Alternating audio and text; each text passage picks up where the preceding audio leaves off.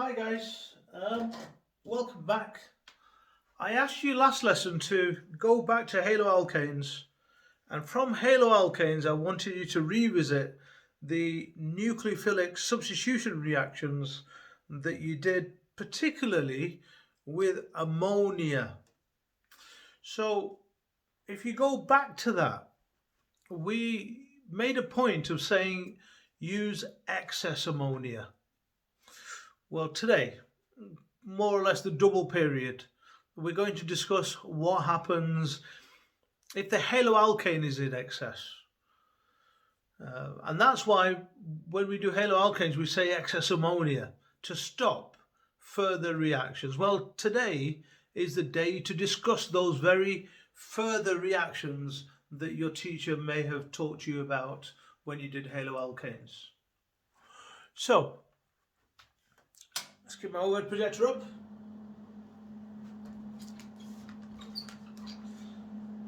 Can we recap haloalkanes work, nucleophilic substitution revisited, and just before I started recording, I put ammonia with one of the most simple haloalkanes I could draw, which is bromomethane. Bromomethane, you get the lone pair on the nitrogen, that's attracted to the electron deficient carbon atom. Electron deficient carbon atom because the carbon-bromine bond is polar. The bromine pulls electrons towards itself. The electrons being pulled away towards the bromine cause the carbon to be electron deficient. So the nucleophile is attracted to the electron deficient carbon atom, makes a bond. The carbon-bromine bond consequently breaks. As this forms, that breaks. The two things go hand in hand, and therefore is called substitution. As this breaks off, it forms Br minus. As this joins onto there, then you have CH3 joining onto NH3, and when you draw it all out, the nitrogen then has 4 bonds, and violation of valency ideas would cause that nitrogen to have a positive charge, total charge before the reaction 0, total charge after the reaction, bearing in mind this negative and the positive is 0. And we said excess ammonia. Now I'm going to come back to that, but one of the mistakes people make is that they eliminate this hydrogen, and they say H with Br minus makes HBr. Now, when you're making HBr or HCl or any acid, HCl, HBr, they're acidic. When you're making acid things in an environment which is inherently basic, alkaline environment, you're never going to end up with the acid, because acids and bases react. If you've got an acid, it will react with the alkali present or the base present and make you the salt, or the products will be formed as a consequence of the acid-base reaction that's bound to happen. So if you remember how we dealt with that, what we did was we said, well, instead of one NH3, how about a second NH3, and then the lone pair would pluck the hydrogen off there, the nitrogen-hydrogen bond, the 2 electrons would go on to the nitrogen. As a consequence of that, you would form CH3 bond NH2. Great, that's a primary amine. NH3 with a H would form NH4 ammonium ions, and then bromine ions. So you'd get the salts. You'd get the salt, ammonium bromide, and you would get the primary amine.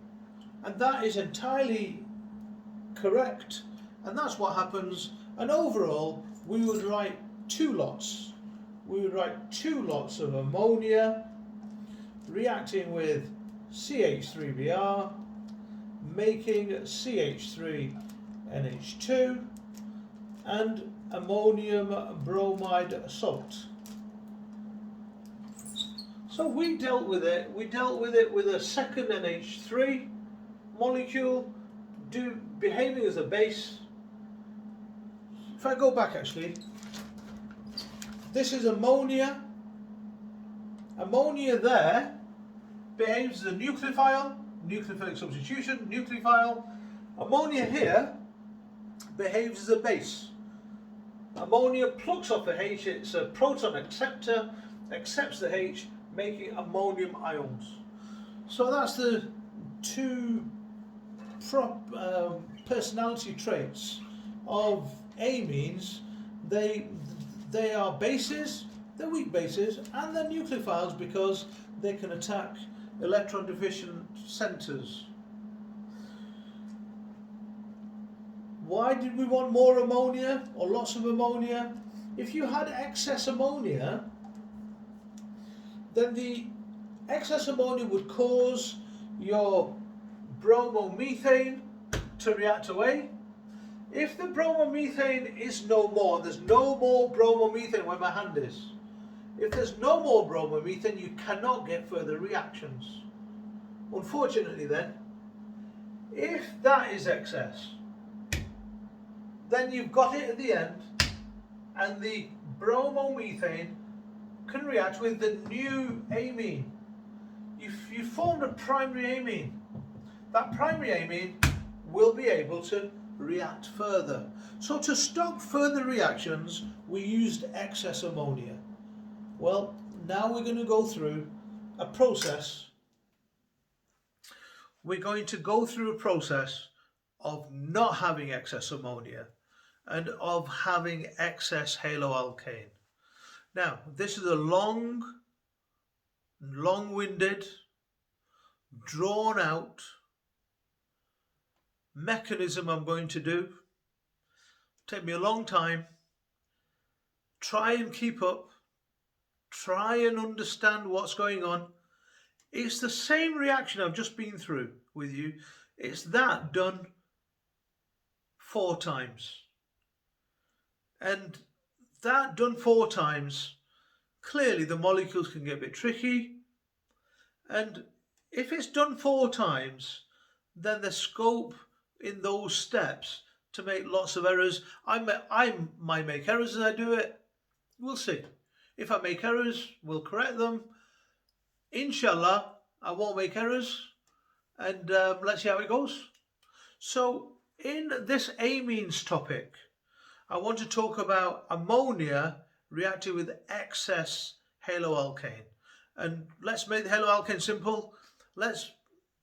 We've just used bromomethane, let's use that again. Bromomethane, and let's do it.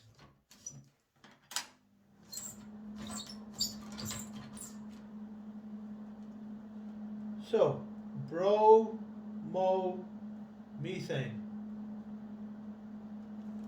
excess, CH3 bond Br plus ammonia, NH3. First step, as we spoke about, that electron deficient kind of delta plus delta minus will cause a nucleophile to come in and react like that. What will you get? You'll get CH3 bond NH3 plus with a Br minus kicked out.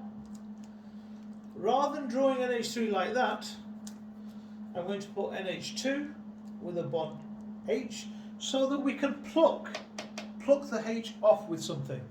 And what have we got to pluck the H off with?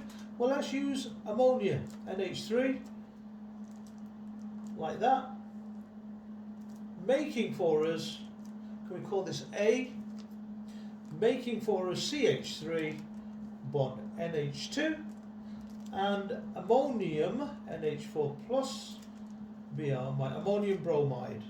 So that's your primary amine. And ammonium bromide is the salt. So that is just what I had on the board a minute ago. You might question, why am I doing it again? Well, I'm doing it again because I've called it A, and I'm going to do B and C and D in the same way. I did not want you to think it was anything different. It's the same. So when you get these, which of these is a nucleophile? Lone pair on the nitrogen. Lone pair on the nitrogen, because the nitrogen got 3 bonds, 2 hydrogens and 1 methyl, 3 bonds, will then allow it to have a lone pair with which it can be a nucleophile again in part B. Now in part B, instead of ammonia reacting with the haloalkane, I'm going to use the primary amine. So CH3 bond NH2 lone pair reacting with CH3 bond Br. Take that pair of electrons, tack it there, break the carbon-bromine bond, nucleophilic substitution. What will you get? You will form as a consequence CH3 bond N bond CH3 bond H with a positive charge and a Br minus. Now I want this to turn into an amine. For that to turn into an amine, it's got to lose a hydrogen. Now it can lose a hydrogen and form HBr, which I don't like, which I explained to you I don't want you to do. I want you to pluck it off with something. Now you could argue that we're going to pluck it off with ammonia. That ammonia there, we're going to pluck it off with ammonia. But your ammonia might have run out. But you've definitely made some of that, haven't you, here? The primary amine, you made the primary amine. I would pluck this off using the primary amine so that you get 2 molecules of primary amine, and therefore let me just draw the primary amine again. CH3 bond NH2 lone pair, and now I would use that again to behave as a base, pluck off that H, the 2 electrons there going onto the nitrogen like that, and as a consequence of that, what will you make? Well, you will make CH3 bond N bond CH3 lone pair bond H and CH3 bond NH3 plus Br minus. So that is your salt, and that is your secondary amine. So step 1, if I go take you back to step 1. Step 1, ammonia. I'm not sure you can see that. Let me bring it down a bit more. Step 1, ammonia turned into primary amine, making a salt. Step 2, the primary amine, which is that, the primary amine, we start with that, the primary amine turns into a secondary amine. So this primary amine turns into a secondary amine. And to remove the hydrogen, you use 2 of these primary amine molecules. So 1 primary amine molecule there, 1 here, 2 of them. Exactly like we use 2 ammonias in order to deal with the nucleophilic substitution with haloalkanes reaction last year when we did it with haloalkanes. So 2 of those molecules overall react to turn your primary amine into a secondary amine, if you've got enough haloalkane present. And remember, you have got enough haloalkane present because we said at the beginning that this is with excess haloalkane. With excess haloalkane you will have haloalkane molecules present, and they will then react with whatever amines are present, because all amines are nucleophiles. Will the reaction stop there? Well, no. The reaction will go on further because this secondary amine is a nucleophile. So that can react further, reaction. And then I can draw a part C to this. Further reaction will give you part C. So how am I going to do that? I'm going to draw CH3 twice with a nitrogen, lone pair, hydrogen, haloalkane, CH3Br. Use the pair of electrons to make a bond with the carbon. Carbon-bromine bond breaks. As a consequence, you get CH3 bond nitrogen, bond CH3, bond CH3, bond hydrogen. Positively charged with a bromide ion negatively charged. Again, I would draw one of those again to use 2 molecules of your secondary amine. Now this is your secondary amine, and this is the same secondary amine. Up there, that secondary amine is behaving as a nucleophile, and down here, that secondary amine, we're going to use it to behave as a base to pluck off the hydrogen that is on that intermediate, and we pluck it off like that. Lone pair makes a bond with the hydrogen, the 2 electrons there go over to the nitrogen, and your secondary amine then used a second time will overall give you CH3 3 times down with the nitrogen, and then CH3 twice with the nitrogen, H2 positively charged, Br minus as the salt. So this makes your tertiary amine, and this is your salt, where you've used the secondary amine to pluck off the hydrogen that you need to in order for you to generate the amine that you're going to get from reaction C. So let's go and recap. Reaction A, ammonia makes primary amine. Reaction B, primary amine reacts further with the haloalkane, making secondary amine. Now C, the secondary amine reacts further with excess haloalkane, making tertiary amine.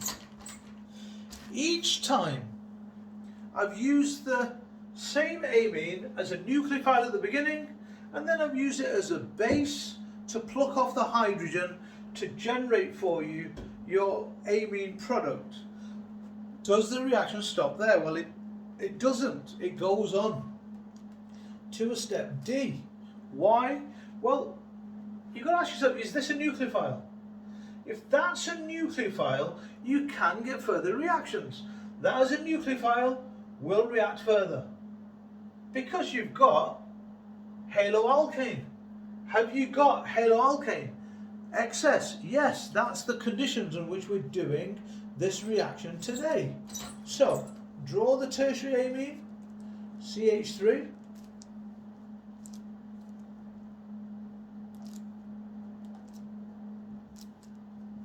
CH3 with a Br curly arrow will make for you CH3, CH3, CH3, CH3, 4 of them around a nitrogen that will be positively charged, and a Br minus. This is a quaternary alkyl ammonium ion, and the whole thing is a quaternary alkyl ammonium salt. So this is a salt that you form, and there the reaction stops. Reaction stops here. Why does it stop there? Well, you might ask, why doesn't that go on and react further? You've got loads of this. Why can't the quaternary alkyl ammonium ion react further? Well, if you're understanding this, then for it to react further, you need a lone pair. There isn't a lone pair. There's no lone pair on that nitrogen. They're all taken up. All the electrons are used. That lone pair that was there is now being used in that dative covalent bond with a methyl. Consequently, no lone pairs. Consequently, this is not a nucleophile. It's not a nucleophile, therefore it cannot do nucleophilic substitution of haloalkanes yet again, because it's not a nucleophile, so the reaction stops. These things are things like fabric softener in our world. They're quaternary ammonium salts. Quaternary ammonium salts lower surface tension. They're used in all kinds of really useful applications in kind of like washing and detergents. So this is really quite a long mechanism, and it's all of it that you need, and it all might get a bit too much, and I've done it in front of you, and I want you to do one as well, which is going to take you an age. But before I get you to do it, let me see if I can just turn on a different way of working. I might mess it up, but I'm going to pause you for a bit